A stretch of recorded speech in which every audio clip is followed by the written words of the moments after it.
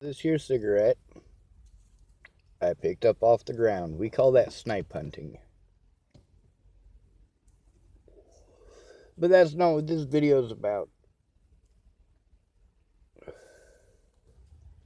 This video is about Starbucks, their policies, and their employees. I miss the Starbucks crew in Cheyenne. They were pretty badass. The Starbucks crew that was in Virginia at the mall, where Alicia's boyfriend worked, or ex-boyfriend, whatever. I don't know if they're still dating or not. I don't even remember the guy's name. But while I was there, I learned everybody's name. And everybody there was cool to me. Everybody there treated me like a person. This is something that a lot of homeless people are not used to. They forget what it's like to be treated like a person.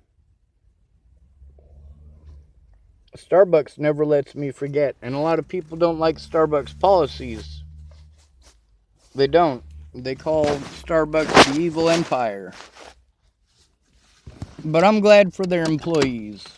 Even the ones that disagree or don't like me or pull shady shit like Alex did in Cheyenne. But the reality of it is, it's been Starbucks and Starbucks employees who have protected me through the years.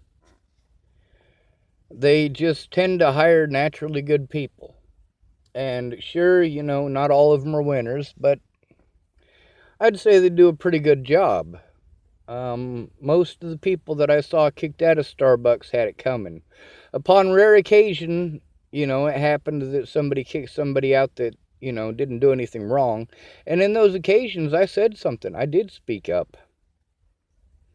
I do speak up for others, even if I disagree with them.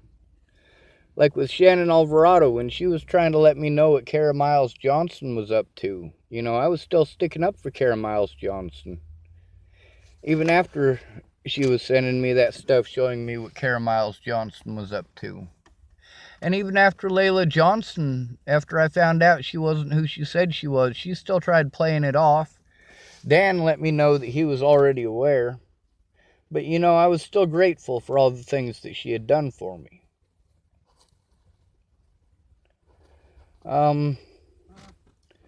But that brings me to the Starbucks here in Tacoma.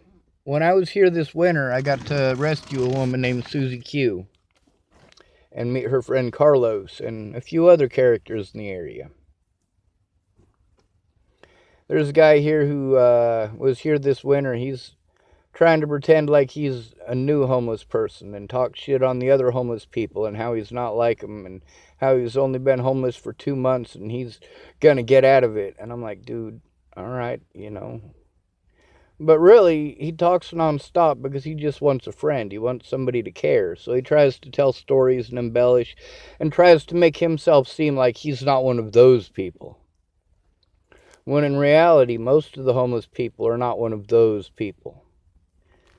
And there's a lot of people who are homeless who want to pretend because they want people in mainstream society to accept them. Oh, well, he hates homeless too, and he's homeless, so he must be one of us. Well, that's not how it works. There's a lady here who, since I got here this time around, she's a recent transfer from Colorado, believe it or not. And this time around, this young woman is working here, and she's got dark hair with multicolored highlights, and she's very goth looking in the way that she dresses and the way she does her makeup and her hair. But then, she's sparkly. She's so fucking sparkly and bubbly. And her and Connor and a few other of the folks who work here, the manager, Jennifer, they're all pretty cool. Jennifer's got a busted foot, so she's not in every day. She mostly just comes in to do paperwork until she's healed up. But she was here last time I was here too. Now the point about the young woman from Colorado is that she's been laughing at my jokes for a couple of weeks now. and she's always happy and sunshiny, and she recognized me. She knows who I am, and she knows who Natalie Bollinger is, and she still treats me like a person. She doesn't treat me like I'm a boogeyman underneath her bed or anything creepy like that, you know? And that's nice. I mean, a lot of people, when I tell them what's going on, they start to distance themselves and get scared pretty much immediately. Like, yeah, I'm sorry that it has that response with people, you know?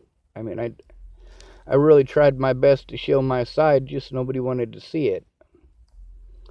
But a lot of the Starbucks folks, you know, they've seen little bits and pieces, just like Jace Jepson. Jace Jepson and two other folks that were there that night got to see they got to see just enough to realize that I was telling the truth about what was going on.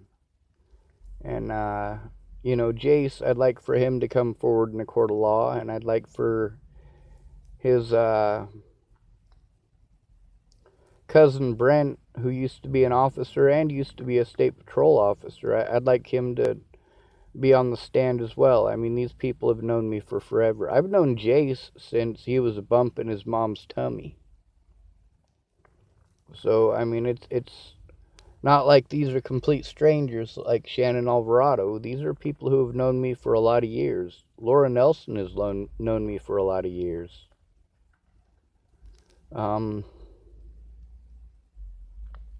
But like I said, it's a small world, and I can't get away from it no matter where I go. This young woman who came here from Colorado, gosh, she's a fucking riot. Seriously, she's great. A lot of the people here are. And, I just want to say, even to those of you who hate Starbucks and their corporate policies, the employees have been good to me, historically. I mean, everybody at the Starbucks in Boulder was good to me until that whole situation with Devin.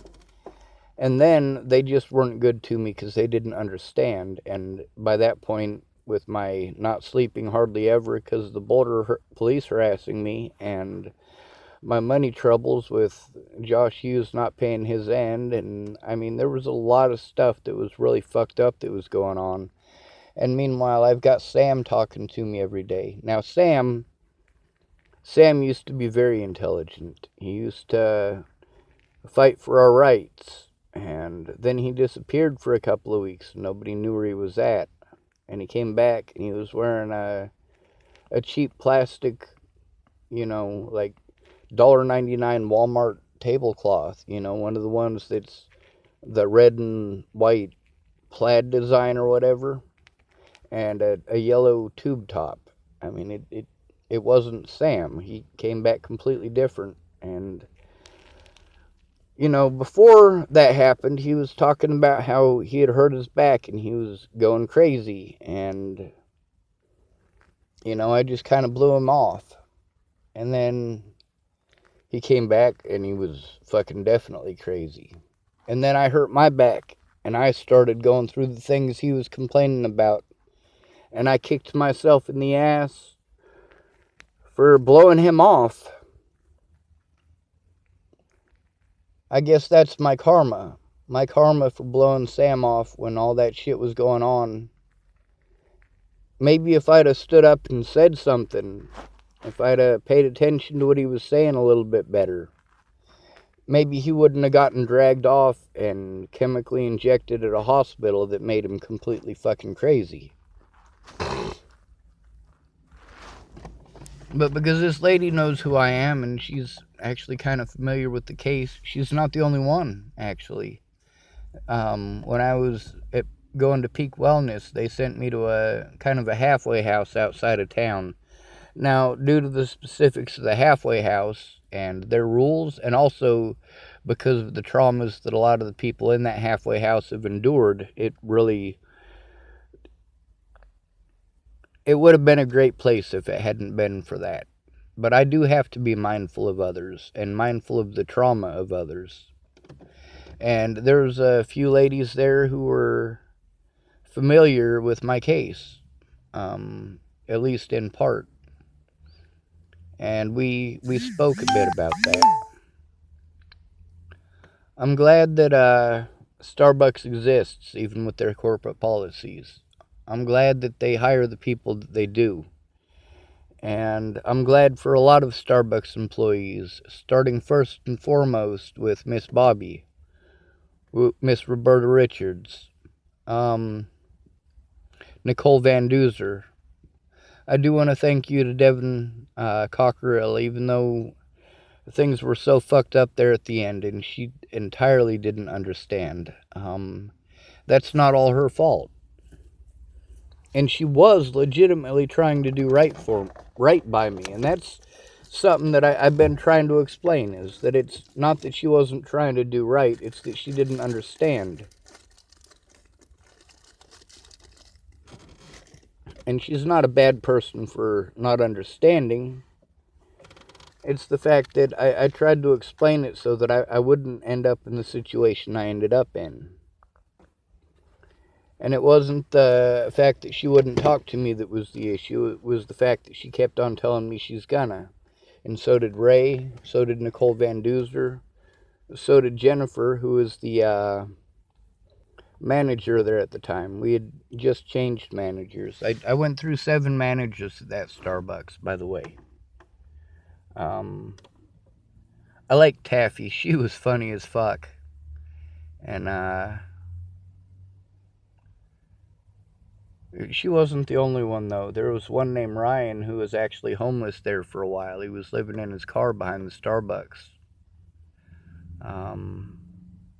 It might have been Ryan. It might have been Chad. I can't remember.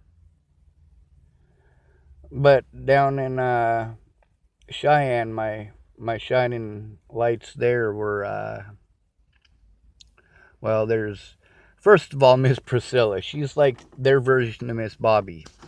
Gracie was the manager when I first got there, and she is fucking wonderful. Ryan is fucking badass too. Maggie, she's one of my very favorites there. She was fucking stand up from the start, and I told her what was going on, and she wasn't scared in the least bit. She was a soldier, damn it. I like her.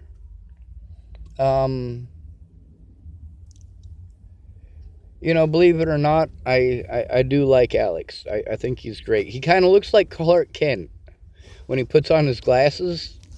So, you know, it's hard not to like the guy. He looks like a superhero. Lexi, I really like her. She was very funny, and she's got a very dry sense of humor. Austin, this guy wants to basically sing Broadway style plays, and he's pretty good. You know, I after work a couple of times he came out and gave me a rendition, and I rather enjoyed them. I also got to speak with him a little bit about my situation. He went to school to basically to be a therapist or psychologist, and then there's Jason. He used to be a police officer in the state of Colorado. And he was able to give me some details that,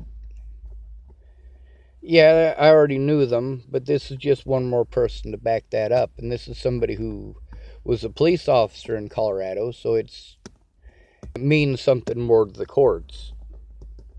I mean, there were so many people at that Starbucks that were great. It's just...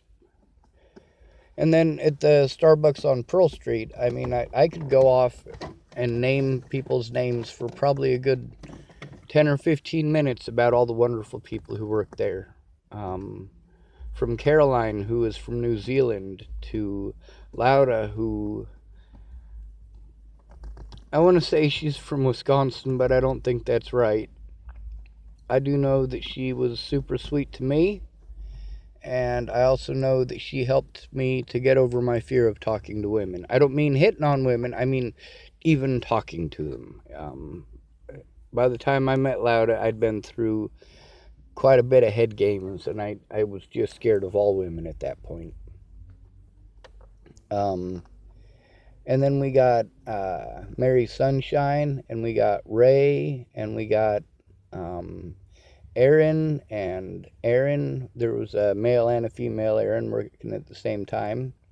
And then we have Morgan, and Sage had a big old crush on Morgan. I still see her from time to time when I go to, but I can't go to Boulder. And Mary Sunshine, too. She used to work at the Boulder Theater, but I used to see her over at Illegal Pete's where Morgan works, and, you know, she knows a bit about autism, too. And we spoke about autism on more than one occasion because of that. She's one of the people that I told I was autistic. There weren't very many people that I told. Miss Bobby, I never told I was autistic because she already knew. Our very first conversation that we ever had, our first actual conversation, she wanted to let me know that she knew what I was, and she told me about her ex in Florida who was autistic, who had Asperger's in specific. So me and Miss Bobby hit it off from day one. I told the stories I did for a reason.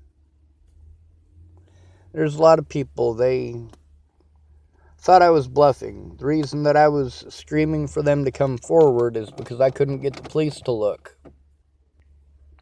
But now that the police are going to look, hopefully, I don't need these people to come forward anymore. I have their screenshots, and that's going to go to these detectives. These screenshots that I was trying to put on Facebook, but kept on getting me put on Facebook ban. I got Facebook banned twice for posting up threats against me for other people to see. Can you imagine that? And those pictures I can't get a hold of. Do you know why? Because they were erased. Why were they erased? Well, you guessed it, because they're banned. And also, I can't get them back because the people who sent them had either dummy accounts or found a way to block me permanently, and that's actually pretty fucking creepy. So I can't go back and get those. Hopefully I'll be able to get a court order from a judge to have all that stuff released from Facebook, and it'll show you all what I was really Facebook banned for. I was Facebook banned for trying to educate people and for trying to show the truth. But I didn't get to defend myself in court, did I? That's right, I didn't. It's a small world, and these people at this Starbucks are keeping me slightly sane. They're taking care of me the same way that Miss Bobby took care of me, the same way that Miss Priscilla took care of me. And with people familiar with the case here, you know, it really means something. It does mean something when somebody knows who Natalie Bollinger is, was there for that whole fiasco, or was in the state of Colorado for that whole fiasco, and still isn't afraid of me, still talks to me like I'm a human being. But then again, this woman here in the Starbucks, all these people here in the Starbucks, like I said, you need to meet me in person. I'm a completely different person in person. Shannon Alvarado will testify to that. Nicole Van Duzer can testify to that. Devin Cockerill can testify to that. Bobby can testify to that. A lot of people can. And there's a lot of people who don't want to be my friends no more, whose cases I'm still fighting, like Ogre. What was done to him and the robbery of his daughter by Boulder, I'm trying to work together and try to get Nancy Stopka to work together with him, even though he won't talk to me. Nancy went through some similar stuff, so did Chelsea Aitken and quite a few other people, with the blonde-haired, blue-eyed children being stolen. Desiree as well. So when it all comes down to it, I don't care if you fucking hate me forever. I'm still fighting for your rights. I'm still fighting for your rights, Ogre. I'm still fighting for you to get your daughter back, Ogre. Tabby, I'm still fighting for your kids to be safe from Josh, same as you. I want you all to be safe. And I want to thank Starbucks employees. If no one else, I want to at least thank the employees for trying to understand and for really going with the corporate light on this one and pretending all people are people, because in reality it's not pretend. We're all people.